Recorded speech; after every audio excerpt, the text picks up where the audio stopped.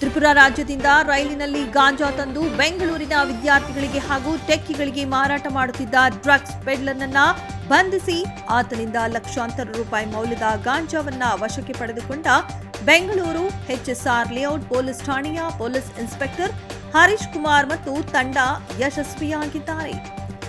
HSR police ಠಾಣೆಯ ಸರಹದ್ದಿನಲ್ಲಿರುವ BWSSB compound ಹತ್ತಿರ ಯಾರೋ ಒಬ್ಬ ವ್ಯಕ್ತಿ ಗಾಂಜಾ ಮಾರಾಟ ಮಾಡುತ್ತಿದ್ದಾನೆ ಎಂದು ಬಂದ ಖಚಿತ ಮಾಹಿತಿಯ ಮೇರೆಗೆ ದಾಳಿ ಮಾಡಿದ ಪೊಲೀಸರು ತ್ರಿಪುರಾ ಮೂಲದ ಸುಬೀರ್ ಎಂಬಾತನನ್ನ ವಶಕ್ಕೆ ಪಡೆದು ವಿಚಾರಣೆ ಮಾಡಿದಾಗ ಆರೋಪಿ ತನ್ನ ಬಳಿ ಇದ್ದ ಸುಮಾರು 20 ಲಕ್ಷ ಬೆಲೆ ಬಾಳುವ ಗಾಂಜಾವನ್ನ ವಶಕ್ಕೆ ಪಡೆದು ಆರೋಪಿಯನ್ನ ಠಾಣೆಗೆ ಕರೆತಂದು ತೀವ್ರವಾಗಿ ವಿಚಾರಿಸಿದಾಗ ಆರೋಪಿ ಸುಬೀರ್ ತ್ರಿಪುರಾದಲ್ಲಿ ಕಡಿಮೆ ಬೆಲೆಗೆ ಗಾಂಜಾವನ್ನ ಖರೀದಿಸಿ ರೈಲಿನಲ್ಲಿ ತಂದು ಹೆಚ್ಚಿನ ಬೆಲೆಗೆ ಮಾರಾಟ ಮಾಡುತ್ತಿದ್ದುದಾಗಿ ತಪ್ಪೊಪ್ಪಿಕೊಂಡಿದ್ದಾನೆ.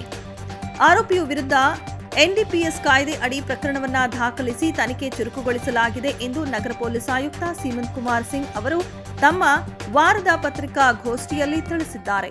ಇದು ನಮ್ಮ ಇನ್ನೊಂದು ಕೇಸ್ ಇದು ಕೂಡ ಡ್ರಗ್ಸ್ದು ಒಂದು 22 kg ಅಂದಾಜ್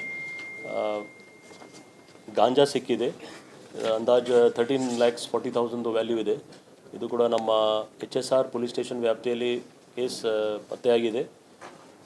ಇದರಲ್ಲಿ ತ್ರಿಪುರಾ ಸ್ಟೇಟಿಂದ ಒಬ್ಬ ಇಲ್ಲಿ ವ್ಯಕ್ತಿಯವರು ಇದ್ದರು, ಅವ್ರ ಕಡೆಯಿಂದ ರಿಕವರಿ ಆಗಿದೆ. ಬಟ್ ಅವ್ರಿಗೆ ಎಲ್ಲಿಂದ ಬಂತು ಅದರ ಬಗ್ಗೆ ಅವರು ವೆರಿಫೈ ಮಾಡ್ತಾ ಇದ್ದಾರೆ.